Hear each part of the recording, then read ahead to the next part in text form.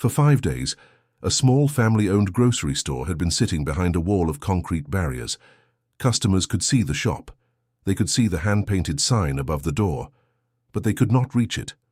And on the 5th evening, when Keanu Reeves happened to walk down the quiet street, he noticed something that made him stop. A little girl was sitting on the sidewalk outside the blocked entrance, holding a cardboard box filled with canned food.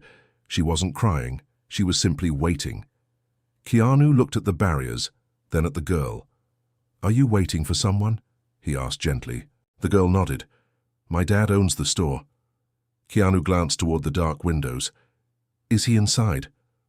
"No," she whispered. "He says there's no point opening the door anymore." That answer stayed with Keanu.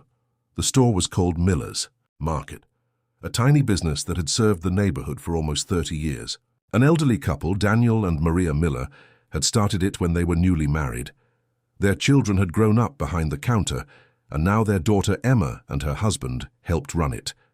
But 5 days earlier, construction crews had closed the entire sidewalk and placed heavy barriers directly in front of the store. The city had approved temporary roadwork. The problem was that nobody had given the family a clear answer about when customers would be allowed through. Every day the Millers lost money. Every day their bills continued, and every day the barriers remained. Keanu looked at the little girl.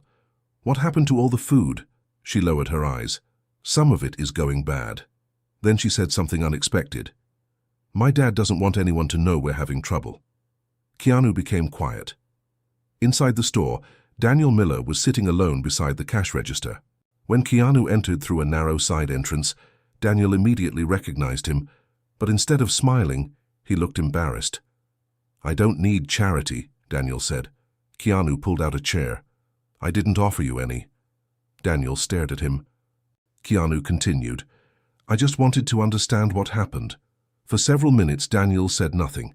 Then he opened an old drawer beneath the counter. Inside were photographs. One showed the store when it had first opened. Another showed Daniel and Maria standing outside with their children. And one showed a young boy receiving a grocery bag from Daniel. "That boy came here every Saturday," Daniel said. "His family couldn't afford much. Sometimes I let him take things and told him he could pay me later." Keanu looked at the photographs. "Did he?" Daniel smiled sadly. "He did." Then Daniel revealed the part nobody in the neighborhood knew. That boy had grown up. He had become successful, and for years he had quietly helped other struggling families in the neighborhood. "This store was never just a business," Daniel said. Keanu looked through the front window at the barriers. "Then why are you letting 5 days destroy something that took 30 years to build?" Daniel looked down. "Because I don't know how to fight something bigger than me." At that exact moment, a loud metallic crash came from outside. Everyone rushed toward the window. One of the construction barriers had fallen.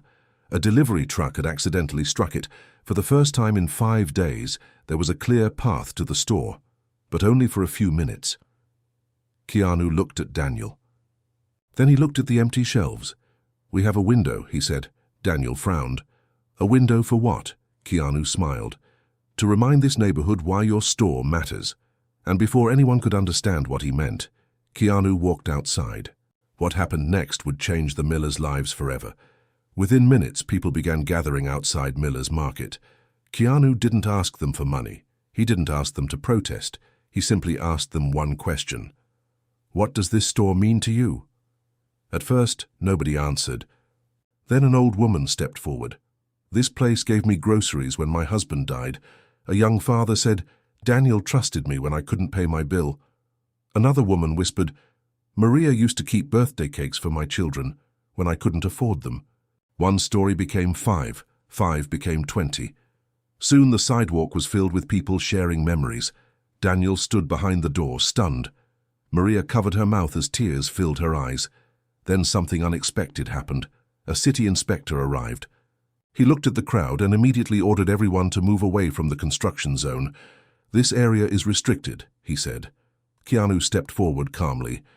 "Can you explain why?" The inspector hesitated. "We have permits." "I understand," Keanu replied. "But why was the store's entrance blocked for 5 days without a safe customer route?" The inspector looked uncomfortable. "I didn't approve that part. Those words changed everything. Keanu asked to see the construction supervisor.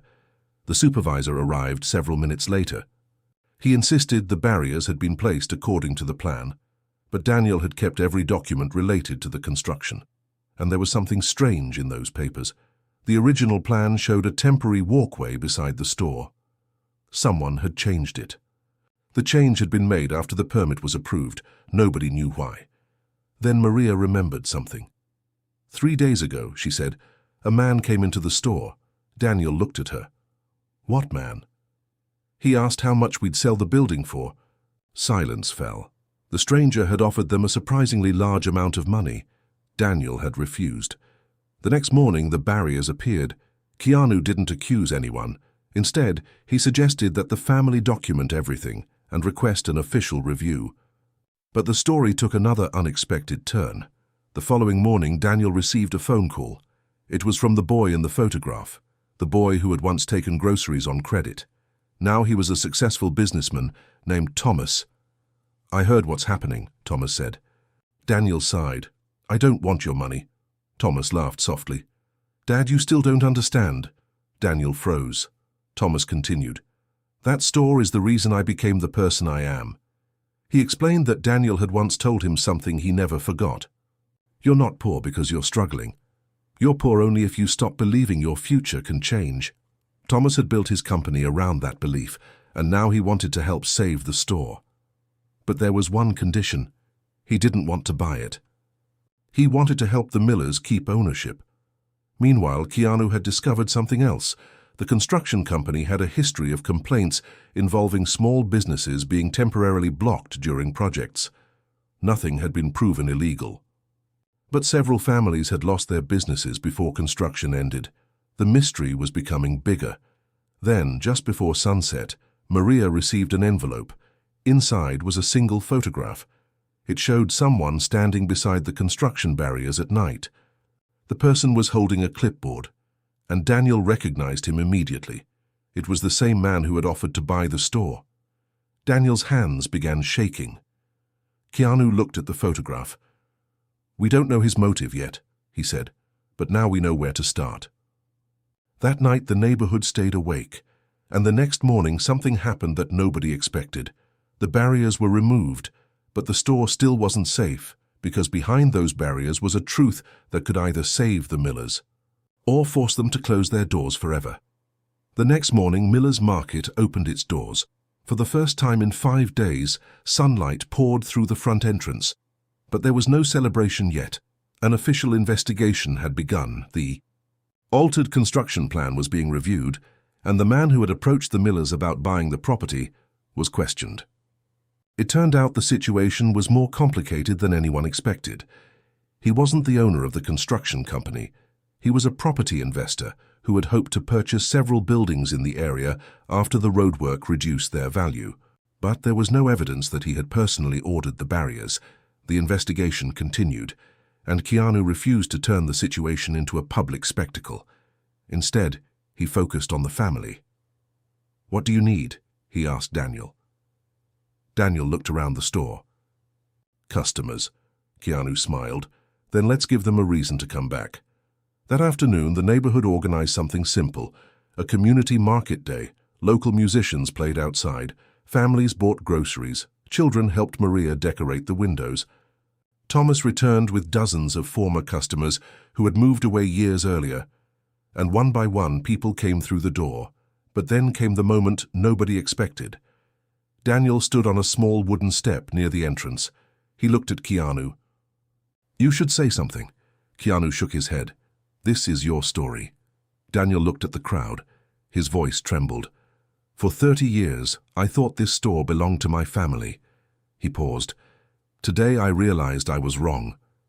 Everyone became silent. This store belonged to everyone who ever walked through that door. Maria began crying. Daniel continued. To the mother who needed one more day to pay. To the old man who needed someone to talk to. To the child who came in with 2 coins and left with a smile. Then he looked at Keanu, and to the stranger who reminded us that asking for help doesn't make us weak. The crowd applauded. Keanu simply lowered his head. He didn't want attention.